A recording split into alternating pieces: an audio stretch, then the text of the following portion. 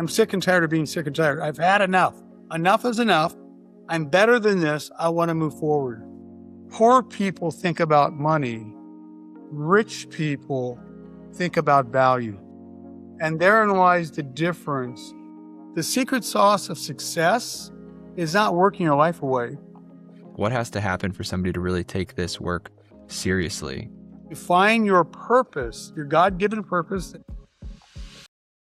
I've spent a lot of time staying really busy with work and other things in life without ever really taking the time to stop and consider where it's all taking me. I treat a full calendar as a sign that I'm making progress, but I can keep filling my days with work and still avoid the bigger questions, as I have for years now. First, am I building the life that I actually want, or am I just getting better at repeating the one that I already have? So how do I know when the direction I'm moving in needs to change? And then when I get that clarity, how do I actually make that change happen? To help answer these questions, I'm excited to be joined today by Ted Kopecko. Ted is the author of Finding Joy, and his work helps people think more clearly about how they spend their time, what they value, and the direction they want their life to take. In our conversation, we discuss how to recognize when busyness is keeping you stuck and how to start making more intentional choices with your time, attention, and work. If you get value from this conversation, be sure to subscribe and share it with a friend. And now please enjoy my conversation with Ted Kopecko. Ted, thank you so much for being here. Ian, it is a pleasure being here. And I got to tell you, I'm honored to be here. And I was excited that I'm excited about being here and the discussion we're going to have and giving value to your audience. Yeah, well, thank you for being here. As I was mentioning before we pressed record, it was the most engaged I've been in a small talk session before we pressed record. So I can only imagine what our conversation here today will lead to. But Ted, you spent decades in business, spanning from architecture, commercial real estate, starting your own firm. And in your experience, you started to notice a pattern for yourself and for the people around you. People are working hard, staying busy, achieving what looks like external success, but internally, they still feel stuck or disconnected from purpose. So when you say disconnected from purpose, what do you mean by that? And then why do you think success can still leave people feeling that way? Yeah, I mean, you're right. Boy, what fun those years were. I look back and I go, wow, that time went by so fast. And yeah, to kind of give the audience a little bit of platform of myself and so forth, my name is Ted Kopecko. I wrote the book, Finding Joy, Journey of You. The acronym for joy is Journey of You, right? Finding your purpose, your value, and your freedom. And through the years of work I had, my traditional roles in life was I was born a commercial architect. I had a really strong mom, Ian, and she said, "You're never going to work as hard as your father." Right? And she drilled that into me. You're going to have your own business, doggone it. And when I got to college, I went to Cal Poly San Luis, the MIT of the West Coast, I call it, in architecture. And so it's like, well, gosh, I can't go work for anybody. I'll disappoint mom. So I started my practice right out of college, which is really unorthodox. You know, I was young going, I had the world on the string and I was going for it. What I discovered in that journey, that part of it was I built a fairly successful office. We got up to about 20, 25 architects. We're doing shopping centers, healthcare work, a lot of large end distribution hubs, like an Amazon type of hub. We did work for General Electric and so forth. But it got to a certain point, I didn't want to go in the office anymore. My son was born, and I went, I want to be with him. This is what I'm doing right now is very egotistical, is driven, is successful, but I'm stuck. I can't go anywhere, even on the weekends, without this tethered being on me at all times. And I sold my practice, went on, and was looking for something else to do. And what I didn't want was actually, I got to be honest with you, I didn't want employees.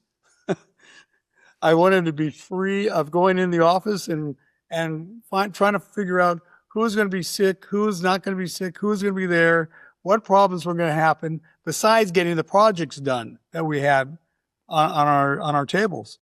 So I became a commercial broker, and I had more freedom in that.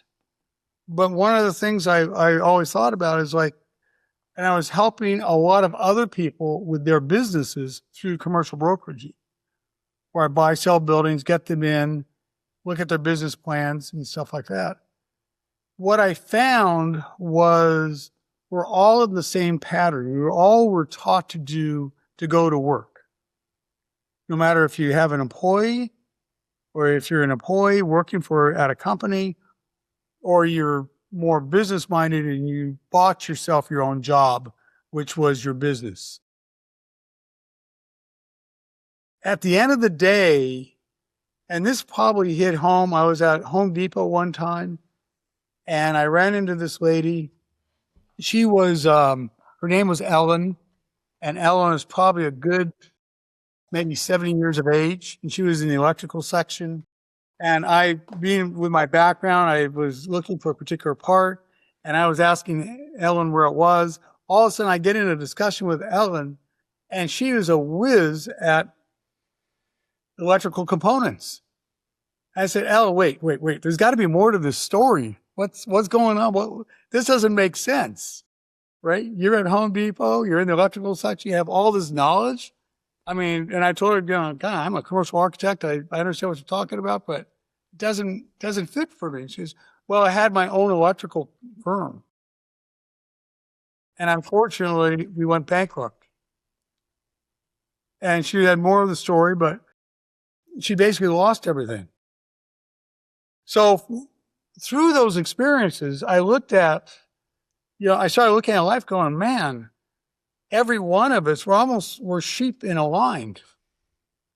We're all doing the same thing. And it starts off by our mindset.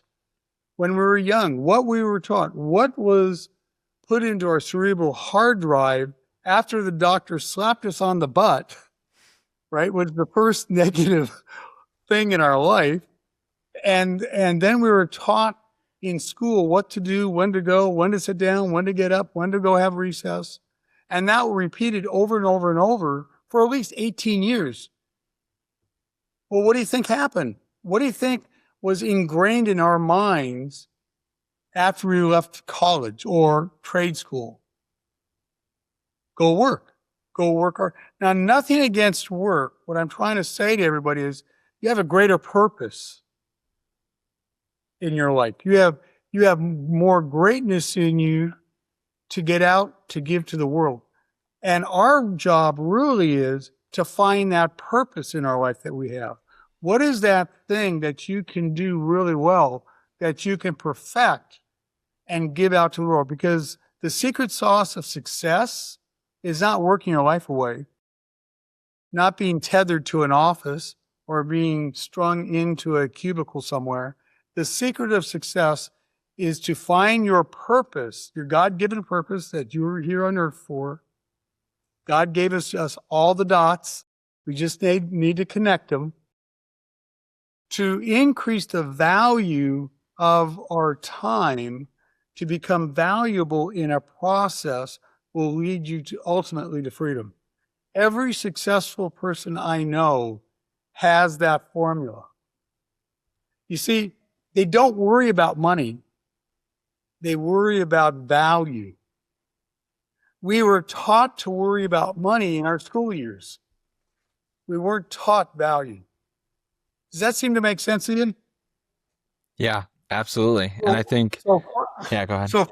So from that, a few years back, I started putting these dots together, and I started writing. I actually was blogging on Facebook, and I came across the word joy. And I'm a big acronym person. I love acronyms. In fact, you know what the acronym for job is? Just over broke. And isn't that the truth about our lives? We're struggling every month to get to the next month. So what joy does is the opposite of that. It's Joy is the journey of you. And your joy is through that journey. It's finding that purpose that all of us have. We have all individual purposes. Yeah. I don't know if you know Les Brown or not. No. Les Brown is Les Brown. I love him. He's like one of my mentors in life. He has a famous statement, and that is, you only work hard enough so they don't fire you, and they only pay you enough so you don't quit. Right. And isn't that the storyline of most of our lives? 90%, 95% of the people out there? Yeah. That's the existence that we have. We may have a barbecue on the weekend or a beer on a Sunday afternoon, but then we're back into that rat race every single day. And the sad part about this is most people wake up in their 60s or 65s or 70s going, where did it go? And generally speaking, what hits us is disease. That's what slaps us in the face when we look back and go, is this it? Is that all there is?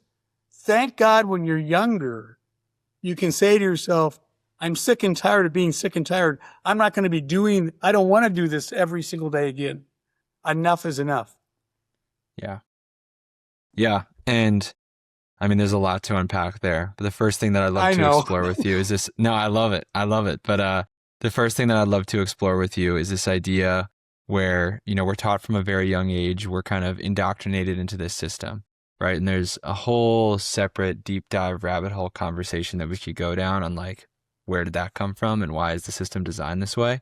But just taking it for what it is and not trying to have a conversation about how we're going to reshape the world and the and the global system of education and whatnot. But right, we're taught from a very young age to put a ton of value on money, right? Money is this incentive, this thing that we're going to strive for that's going to create this freedom for us. This idea of money, money, money, money. Money is so important, right? But if money is the incentive, the thing that if we optimize everything for money and making money, that is the thing that turns us into sheep, right? And will lead us astray and disconnect us from our purpose. What is that incentive, in your opinion, or the thing that we should be optimizing for that will bring us closer to our purpose? Yeah, let me add a point. And you're right in the beginning of this, what you said, we could spend hours on this discussion. That's the reason why Finding Joy, Journey of You went to a #1 international bestseller, because it hit a really raw nerve in each one of us. Busy is a word that comes to mind. We've trained ourselves to be busy every single day, not being focused on what our true purpose is, but busy to a point that we just live each day trying to catch up. Busy will never move you forward. It'll only keep you on the fence of life. Yeah, ironic, isn't it? Yeah. So just this idea, right, that like from a young age, we're taught to incentivize and like strive for money and finances and money, money, money, right? That's the thing that we should optimize for. And that's the incentive that we're chasing. And it's clearly explained by you and many other people that a strive and a chase for money is going to lead to a very sad life, right? Like money is the root of all evil, or like money is not the key to happiness. I don't know. I'm missing a lot of those famous quotes, right? So money isn't the thing that we should incentivize and strive for, because that is what's going to turn us into sheep and disconnect us from our true purpose, our divine spark. So then in your opinion, in the work that you've done and the thinking that you've done on this subject, what have you found that should replace money as the thing that we incentivize, that is our incentive and the thing that we strive for, that will bring us closer to our purpose? Yeah. Well, again, it goes back to value, and the book goes into this, the journey of value. Money is just the unit. It's just a unit, the element of time. Poor people think about money. Rich people think about value. And therein lies the difference between what we were taught when we were young, think about money, be coin operated. You put so much of a service in, you want so much money back for that, one for one. What we should be looking at is, how do we raise the value of our time to become valuable? Yeah. Through that, And this is true with everything I do in my core businesses and so forth. The more value you can give out to people, the more it'll come back to you. I know it sounds like magic, but it's not. It's weird how this happens, but literally every successful person I know think about value as the key to success and not money. Yeah. Money is literally just the ruler, I guess, of success that we all can translate to. Yeah. Yeah. I mean, money inherently is nothing, right? It's just an exchange of value, right? It helps you to buy time, buy goods, buy services. I completely agree with you on that. And that idea of, the more you give, the more you'll get is something that Bob Berg, the author of The Go-Giver, came and shared on the podcast. And that completely changed my life. That idea of, approaching every interaction that you have with a person, not focused on what you can get from this other person, but thinking about how can you give, how can you provide value to this other individual. And then I completely agree with you that thinking instead of in dollar signs, right, in money, but instead of thinking about value is definitely a better way to think in the game of making more money. But I think just going back to this idea, because this finding my purpose, Get more freedom. right, yeah, why I'm uniquely here, or what is my unique reason for being here, like, is something that I've thought about for a lot. Granted, I haven't taken as much intentional time to find it that's probably required in order to find that answer. But, in my, Paul Graham, founder of Y Combinator, had a series of essays that he wrote in the late 90s, early 2000s, and one of them was titled How to Do What You Love. Are you familiar with that essay? I can't say I am. No worries. It's a great essay. I highly recommend it. It's one that I, have read multiple times. There's a Founders podcast episode about it. I shared it with my sister. I was really excited about it. And he had one idea in there that really struck me and has stuck with me, that in the journey of trying to find your purpose, right? Why are you here, right? It's what everybody's looking for. And he made this point that out of the billions of people that have existed over the last 100 years, right? Maybe a few 100,000 people maybe have really, truly found their calling, their unique purpose, their reason for being here. And every single one of those people are the happiest people on the planet, right? It's something that we should all want, something that we should all strive for. And the one bit of advice that he gave on it, it's like, it's a unique journey for everybody, but just follow your curiosity, follow your interests, find the things that engage you, that light you up, that you're excited about doing. So maybe that's almost like what should take place of the filter that you use to make decisions on what you're going to do in your life, instead of using what's going to make me the most money. Instead, maybe using a filter of what am I most interested, excited about, curious, engaged with doing, right? Maybe that's like the new filter that we should use. Is that something that you found in the work that you've done? In line with what you're saying, the two most important dates in our lives, you may know this one, the day you were born, and the day you find out why you're here. Yeah. Right? Everything else is taking your human time and spending it. And so what we lay out in Finding Joy, Journey of You, is there's an alignment framework of finding that journey in your life. And there's 4 pillars. One is mindset. And we go in really deep. Every chapter in the book is a journey chapter, a journey of some facet of your life. So the very, very first chapter is the journey of mindset. What were we taught? How we were calibrated? What was down put in our cerebral hard drives? Almost like an app on a phone. Yeah. And that stays with us for a very, very long period of time. So, and Carol DeWitt, professor over at Stanford University, has done a lot of study and research on mindset. And she said, you're either going to be a fixed mindset or a growth mindset. And we really dissected that in the book. And I said, okay, well, there's really a bandwidth of mindset. None of us are really fixed and none of us are really growth. I actually believe there's only one time when we were extremely growth driven, and that's when we were born. We didn't have anything to compare it to. Nothing was downloaded. We were open to everything, right? So in that bandwidth, most of us are center left, closer to a fixed mindset, where we stay in our comfort cave. We don't venture out. We don't say, how do I take my life and challenge myself to go forward, challenge myself to know that there's more greatness in myself. What makes an Elon Musk, which has a almost 100% growth mindset? When he started PayPal, he didn't look at it like going, oh, there's no way I can do that.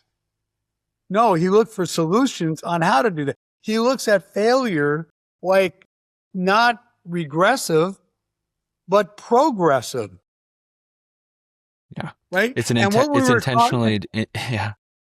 It's an intentional part of his process. What we were taught in school, we had a grading system, right? Failure was bad.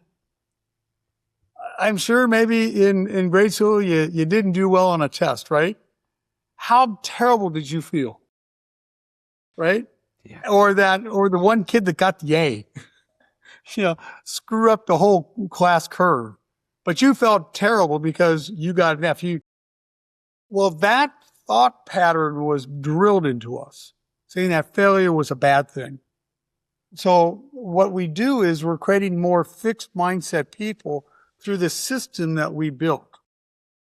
And Finding Joy Journey View goes into that to a point to say, okay, well, how do we change it? How do we go from a fixed mindset more to a growth-driven mindset? Are we reactive to life? Are we life-led? Or in another case, job-led, J-O-B-led, just over broke-led? Or are we joy-led? Are you putting your life first to move it forward, right? The next thing is identity. That's one of the other pillars. So you have mindset. Now you have identity. What's your branding? The book goes well into branding. Who are you? Who do you believe you are? Are you doubtful? Or are you confident? Are you moving forward in your life, right? So identity. Who do you look like? How do you want the world to picture you? Really important. Most of us don't even think about that. Yeah. Right? We don't realize that we're all boxes of cereal on the shelf. Right? Yeah. You have to look at yourself like a product line when you go greet life. Are you Kellogg's? Are you name branded? Right? Do people like you, or you got this generic brand over here somewhere? I always say that we're all flavors of ice cream. We're just different flavors of ice cream, right? We're all ice cream, but we're just different flavors. Time. We go into a lot in the book. Time. How do you spend your time? We have a time bank every single day that we go to. We go to the ATM time bank, automatic time machine. And we withdraw so much time every single day. Well, what's interesting about this is we spend that time.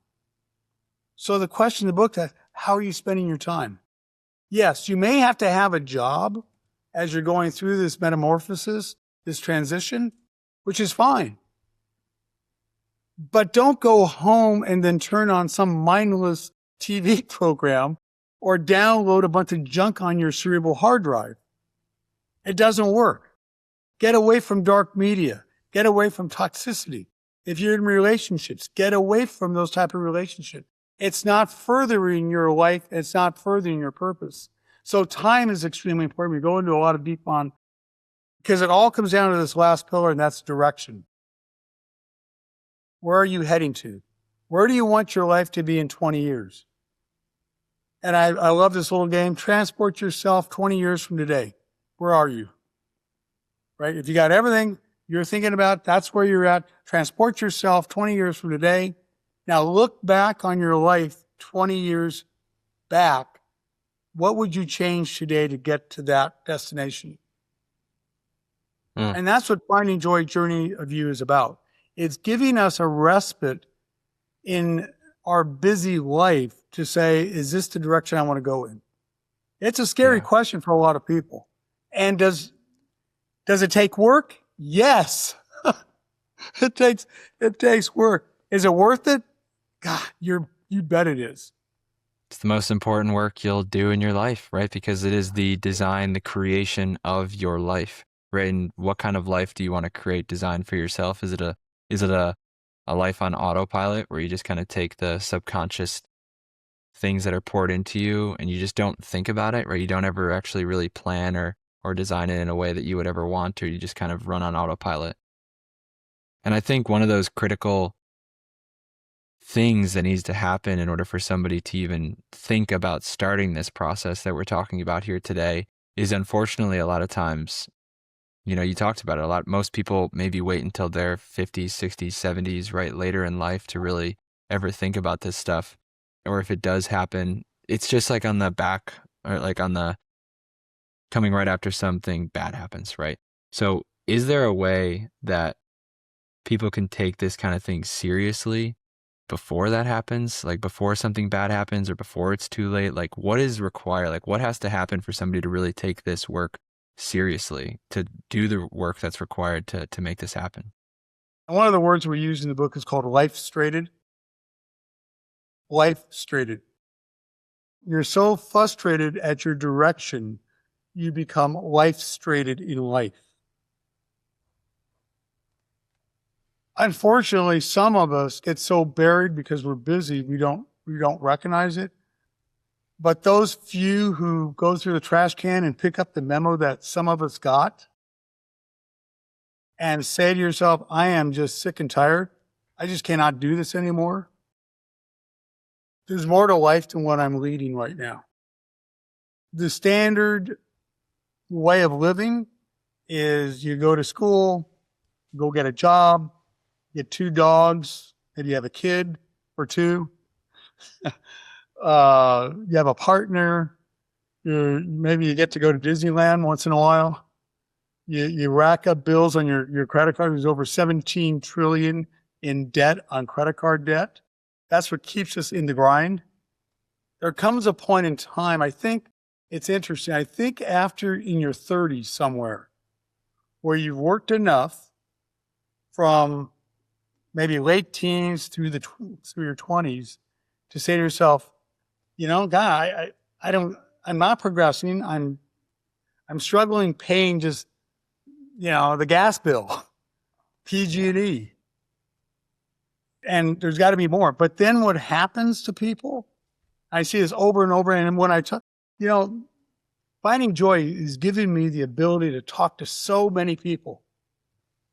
And what happens is they know that they're stuck. They want to get out of the rut, but they don't know what to do. They don't know what the next step is. How do I get from here to there? And unfortunately, in part of our society, we think you just got to go buy that lottery ticket, right? It doesn't happen that way. I want to tell everybody in the audience, right? We see, oh, he just got lucky, or that person. Well, they had stuff. They were given some stuff from their family or whatever. It doesn't matter. It still takes work. It still takes your brain power to get from here to there. So don't worry about where do I get to? Get to the first step. And that first step is, I'm sick and tired of being sick and tired. I've had enough. Enough is enough. I'm better than this. I want to move forward. So what I talk about in the book is self-education. You don't have to go back to college. You don't have to, unless that's what you want to do. But at the end of the day, reading books is the cheapest way to get educated. You know how many books Elon Musk reads in a month? About 10 to 12. Yeah. It's amazing. But if you look at the growth mindset, that growth mindset is reading books. And in Finding Joy Journey, we have a whole list of books to start off. This is your first chance to rescue yourself from a life of work. So the very first thing is pick up, get a book, start reading, create some mentorship in your life. Beyond your friendships. Beyond your friendships. There are some great people out there that have mentored me, right? That will change your life. So And what I would say to you, your mentors don't have to be like people that you talk to, right? Like no, I love reading biographies, right? You can just be mentored by the world's greatest people just by reading their story and just be mentored by them every day. exactly. And that's why in the book, Finding Joy, Journey of You, we have a lot of stories like that of people. People have come from struggle and they find freedom, right? And the book is not political. All right. So understand that. But we're all different walks of life. But we're all human beings. We're all people. We're all in the boat of life. We're all on playground Earth. What I have learned is this: we all have hope and aspirations. We don't want to be tethered our life away, and then we're sitting on our deathbed going, I wish I could have done this. I don't think one doctor's ever heard a person say, I wish I could have worked one more day in my life. Right? That just doesn't happen. But it does take work to get there. And finding joy gives you that pathway to get there. Yeah. Just something that I'm feeling compelled to share. You talked about that idea of people on their deathbed. There's a great story that has stuck with me for a long time. This was like one of my first experiences with like inspirational, motivational stuff. I think I watched this video for the first time when I was like 12 years old. But a part of this video was this story of 100 people on their deathbed were asked the question, what's your biggest regret in life? And 100 out of 100, not a single one of them was something that they did. 100 out of 100 people, it was something that they didn't do. So one of those biggest things that you didn't do, I would imagine, as being like a big regret would be taking the time to think about what you want, right? What do you want out of life? What is your current situation something that you're happy with? Like you can get a pretty good beat on, okay, if I keep doing the same thing that I'm doing now, where is this going to lead me? And if you're not happy with what that end outcome looks like, what that picture looks like, if you keep playing out the current path that you're on, it's on you to change it, right? Like, is anybody going to come change it for you? I don't think so. So it starts with that idea. Like, I love how you laid it out in your book, right? Mindset, identity, time, and direction, right? It starts with that mindset and that understanding of extreme ownership, right? Like, there's nobody coming to change this for me. Every outcome in my life is my responsibility. It's my fault, right? So if you want to make a change, it's on you. You're the one that has to do so. And then the second order effect, right? Your second pillar, which I think is also brilliant. Okay, it starts that idea, that mindset. And then, okay, you identify, okay, I need to change. I'm going to make this shift. It's on me. Then it comes down to the only way to make a change is make a change in how you're spending your time, right? So how are you spending your time? Are you going to come home after your job? You're going to watch TV, which is fine, right? There's nothing against watching TV, but like you have to carve out, if you want to make a change, you have to make a change in how you're spending your time because your time is the only thing that you have. Your time is your action, and your action is the only thing that's going to make a change in the direction that you're going. But yeah, again, a lot of amazing stuff that you shared there. I think you kind of hinted at the idea of there's probably a lot of people listening at this who understand what we're talking about. They hear a calling for what we're talking about, but they just like don't know what they should do, where they should start. And you talked about the idea of like, okay, making a shift in your growth mindset, reading a book. Is that where you recommend, like for somebody who's listening, who wants to make this shift, who wants to make this change, where do you think they should start? Like, how do you start on this path? Well, yeah. Think about friendships. This is something that we all can really take a look at. And Jim Rohn said that you are the sum of the 5 people you associate with. And show me your friends and I'll show you your future. Now, this may be the hardest thing in the world. But if your friends are not serving you, then you need to find some new friends.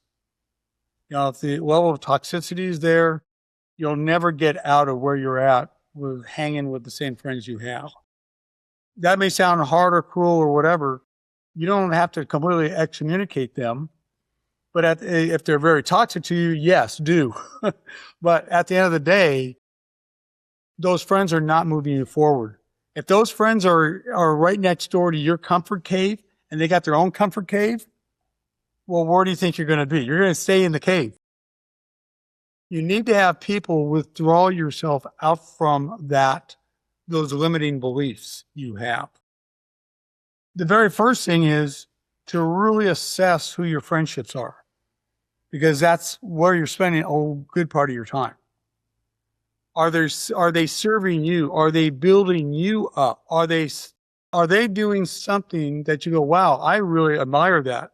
I really respect that, right? Also, I say to people, don't be the smartest person in the room. Get around other people that are far smarter than you are. It's okay. You'll gravitate upwards. It works every single time. I think both those ideas, whether it's, the content you're consuming or the people that you're around, is just like, that's going to feed, the mindset. Obviously, mindset's a very big buzzword, but like who you're around, what you see in the people that you're around, right? The habits that they have, are they people that are working out and, taking care of themselves and are happy and are kind of working hard, or like, are the people that are living a life that they have chosen for themselves, or are they people who are just kind of on autopilot, can't wait till 5 p.m., come home, just bet on sports, watch TV, Yeah. drink on the weekends, do this stuff. If that's what you're seeing, like that's what you're going to do, right? That's just the example. Like we naturally mirror the things that we see, right? It's just like a part of our psychology and who we are as human beings. Like we're naturally just going to want to like kind of blend in and be like the people that we spend the time with. And the same thing goes for just reading books. Like what is the content that you're consuming, pouring into your computer, right? I forget what you called it, your Cerebral hard drive. yeah, your cerebral hard drive, right? So both those two things kind of are serving the same purpose of just kind of transforming who you are as a person, which that transformation is going to be what's required, and also is what's going to set you up and enable you to go and achieve whatever it is that you decide you want to achieve. But you have to change who you are as a person, because like what got you here isn't going to get you there, right? You're going to need to make a change in who you are. And the two easiest ways to do that is to change what you consume and to change the people that you're around, because that's what makes you who you are. The book, like Finding Joy, Journey of You, it's a great, I don't like to put it in this classification, but it's a really great primer for your journey forward. And I say go out there and get a bunch of, read one book after another. If you just read 12 pages a day, is that going to kill you? But when you total up those 12 pages a day, that winds up to like almost 12, 13, 15 books a year. Where would you be if you just took that one habit in a year from now? Where would most people be? I'll tell you right now, their friendships would definitely change, because their friendships aren't thinking the same way as what they're downloading to their brains. And I've read most of the books out there, the John Maxwell's and the Tony Robbins and the Grant Cardones and so forth. Great, great books. And I even promote them in Finding Joy. But sometimes you can say, okay, gosh, I'm just going to jump in the pool right now in the deep end and get a John Maxwell book. John Maxwell books sometimes are very, very deep. And they're extremely good. But they have a lot of things to do in them that I think as human beings who we're trained, it's hard for us to go do that, because those are not our habits. Finding Joy, Journey of You gives us simple steps to take to start changing that mindset so that you can get into a higher level reading. It's a 400-page book, so it's not it's not a walk in the park. Mm-hmm. I think that idea, I was 19 or 20 years old when like the whole self-help bug kind of caught me. And I just dove in and just started reading as many books as I could. But there's something to be said about, yeah, okay, sure, you can just keep consuming the books, keep reading the books and like getting all this great information and great quotes that can kind of stick with you. And, you'll get a lot of motivation just from reading a book. But something that I've started doing in the last few years is like rereading books, like going back through and just rereading the same books over and over and over again. And I find like I get more value from that, because like at the end of the day, a lot of, especially in like kind of the self-help, personal development genre, a lot of the books say more or less the same thing. So you just gotta kind of find like a few books that really resonate with you, like Finding Joy, go, obviously we'll have the link in the description. Go get that book. Like, it sounds like it's very story driven. I think the framework makes a lot of sense. Like, make Finding Joy be one of those books for you. But like for me, this book right here is one that I read last year, early this year is when I finished it for the first time. I'm going back through it for the third time, but A Return to Love by Marianne Williamson is one of those books Uh-huh. for me. And it's just like, it feels like every single time I go through this, like something new kind of hits me. But the ideas Right. just sink more deeply in. But then to kind of get to the punchline of what I was saying too, it's just like reading a book will only get you so far. Like, obviously just the consumption of that information will change you. But at some point you need to put the rubber needs to meet the Actions. road, and you Yeah. need to start taking action, right? Like, you need to do the Right. things that the books tell you to do, which is, something that I struggled with my whole life, right? Like I said, I've never had a hard time consuming books, reading, highlighting, bending page corners, taking notes, all that good stuff. But when it came time to actually do the work that the books told me to do, I would struggle. So that's actually led me to working on what I'm working on now, which is trying to help make books more effective for both the reader and the author. But anyways, just wanted to make that point Good that, deal. rereading You're and exactly, doing the work. yeah, you're exactly right. And that's why we have a workbook for Yeah, Finding Joy Journey of Youth. So if you go love it. on to the book's website, it's got a beautiful website at www.findingjoy.us, because it is a journey. We take it together. We have a great website. We're building a community of joy-driven people, joy-led people. And on there, you can get your free workbook. It is a serious workbook. It's about 80 pages, and it complements the book itself, but it takes some work to get through it. If you get through it, you can show us that you've gone through the book, the workbook, and got it all done and so forth. We will send you a Finding Joy diploma Love it. of life. Yeah, I so love it. some fun stuff. I mean, we you know, just like you, Ian, and myself, and I really applaud you for your efforts. I've listened to your podcasts and so forth. What great value you give to people. So besides reading books, audience, you're in the right place, you're in the right room. Listen to podcasts like Ian's podcast and so forth. That downloads great information, and I really applaud you for your effort, because what you're doing is what Finding Joy is about. Mm, It's expanding your bases to give value to others.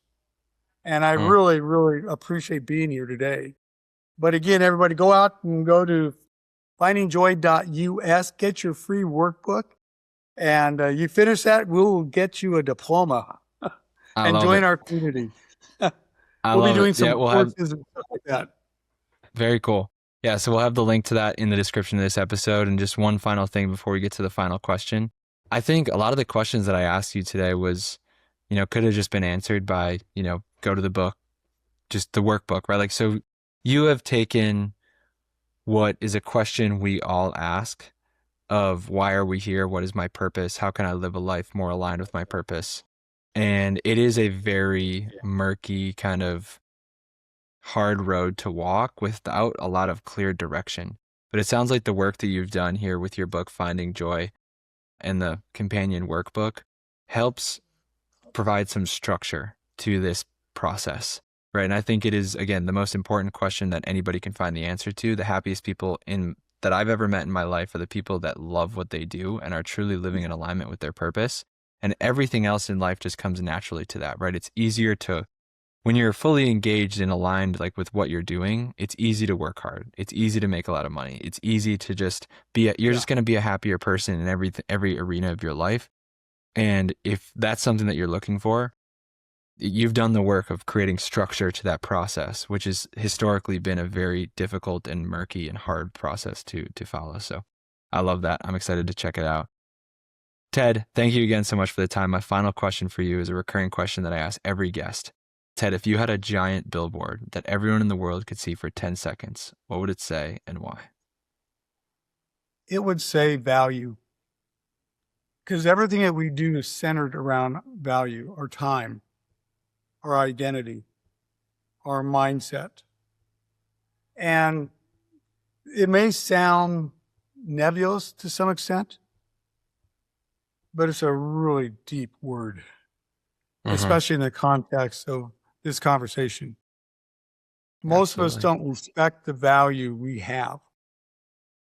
And I don't want to digress on this, but you look at our lives and you look at where we're at in the cosmos, and the book actually starts off this way. You are so unique in the whole universe. There's only one of you. That's it. There's only one of you. And it's vast when you start thinking about it. And the book kind of explains it in a really interesting way. And I look at that and go, why wouldn't you want to create more value for yourself when you realize how unique you are? Mm-hmm. It's incredible. When you start thinking about that in the terms of where we're at in the universe and here we are, you as a human being, and you're the only one that's of you.